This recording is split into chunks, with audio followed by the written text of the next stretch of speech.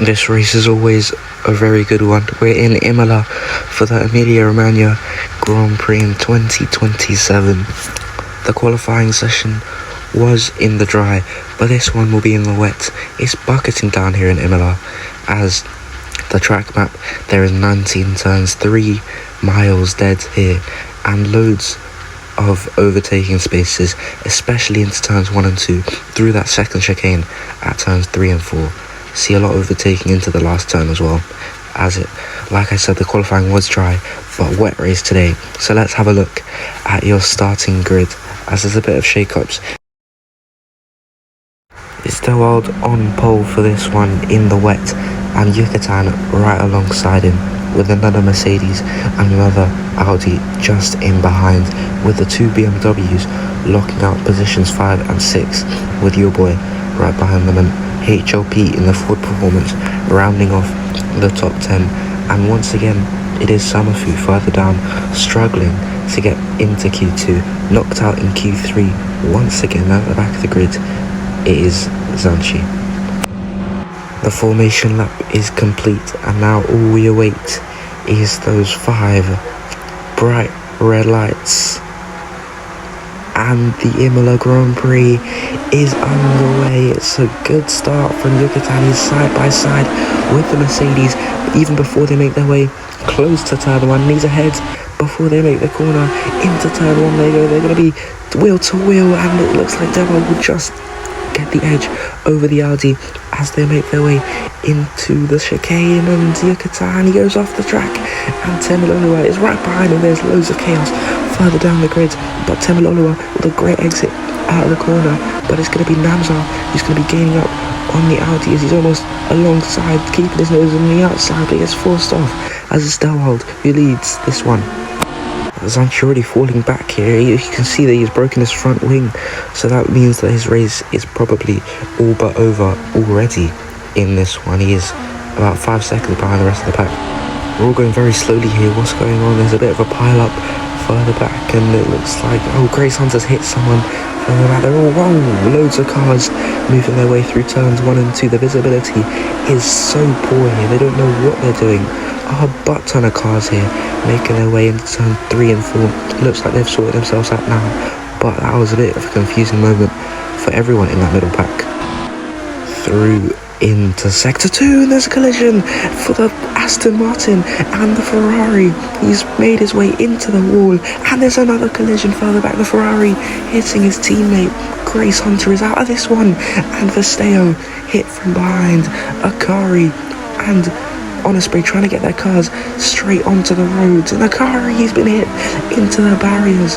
His whole front wing is off, and it looks like the other Ferrari of Osprey is also out. Temilolua and others into the pit lane. That includes his teammate Yucatan and the race leader Delwald, who's given up track position to pit while the track is still pretty much wet here. Is this the right call from Mercedes and Audi, or is there something that they've seen? But as it stands, M3 leads the way. There's 3 wide further back, Summerfu all over the place. There's another virtual safety car, and it's Temilolu's out. No, it's not Temilolu, it's Namzar. Temilolu trying to get back on the track, but your championship leader is out of the Emilia Romagna Grand Prix. Definitely drying up now, as there's Delwald trying to go for the move on Summerfu, and he heads into the wall, and there's another collision, and it looks like Summerfu is out there. Delwald pushing him through the corner, and it was just too much pressure to handle for the world champion, the reigning world champion. He is out. Well, Temilolua, it's been a sad race so far for him. His whole front wing is broken, but the team just refusing to put him in for a fresh set of tyres and fix that front wing. So he's going to be falling down the order drastically from now on, but further down behind, lapped cars may start to come into play as Delwald is seriously catching up to the cars at last place. Still leading this one by a good margin to M3. There's another virtual safety car, and it's Monkey on Cloud in the BMW. He is out at that same chicane. No footage of what happened, but it's going to cause yet another virtual safety car. Akari trying to get into the points here, moving up, but out of nowhere, from the shadows comes the Red Bull. Red Boy moving up into the points, into top 10, and he's side by side with the Aston Martin as they make their way down to the second chicane, turns 3 and 4, and he's been forced off by the Aston, and he's managed to hold position. Seb just clinging on to that P10 spot, just ahead of the Red Bull as they move their way into, there's another virtual safety car, and it's Temilolua. He is out now, and that's going to cause probably a full safety car. You can see on the minimap, he's right there in the middle of the track at turn 1, and yes, it's a full safety car here, so everyone will get a free pit stop, able to change their tyres and serve their drastic penalties that they picked up. Milian, Brulez and Yucatan, the only cars not to pit under the safety cars, so Milian Brulez will get us underway out of the final corner, and there's already being moves made as Safraz all the way up into P2. It's a Williams 1-2 for a brief moment, but Safraz will lead the Emilia Grand Prix, and HLP will move his way up into P2, and into P3 will go Nubert Nunes in the Porsche. What an overtake for him. Brulez seems to have some problems with his car, and Yucatan goes over to the inside of the track as they make their way into turn 1. Going down here into turns 3 and 4, is side by side Yucatan on the inside, and he gets forced off, and he's hit the wall, and then he's spinning into the barriers. We've seen it before, and he's crashed, and his whole front wing is now off and broken. A 15-second time penalty down to P8, and his front wing is broken. It's a terrible, terrible day for the Audi outfit. They joined in 2026, and in 2027 their problems just don't seem to be going away, as there's another yellow flag. Brulez has problems now. He's sideways on the track trying to correct his car as the Porsche of Festeo is moving through, and there's another collision, and he's out. The virtual safety car has been called. He's sat there in the middle of the track, and the Porsche of Festeo picking up yet another penalty. For HLP, he's leading this one by about 6 or 7 seconds. In a car that should be nowhere near the top step of the podium. The big question is today, could we see a surprise win? Could HLP win the Grand Prix? Safraz now into the pit lane. He's pitting on for another set of medium tyres, but he's going to have to serve that 10-second penalty, which shouldn't take him too far down the order, as Red Boy isn't even making his way through the final corner yet, as there's still penalties being picked up for everyone. It's such a dangerous track, but Safraz finally getting those tyres on, and the question is, could he get sufficient undercut on the cars ahead, or will he have to sit behind and pick his way through some of the lapped cars? There's another virtual safety, and Sanchi is out. He's into the wall on the side of the track. They saw that one just from the Porsche's onboard view, and it's a very dangerous spot to be on the track. I think that's going to cause a full safety car here. HLP will get us going this time. The actual race leader leading us through into the final corner. He goes, and his go moves being made. Delwild and M3 both needing to work their way through these lapped cars very quickly here, as HLP has already broken a second from the South African in P2. Can he hold on for the lead?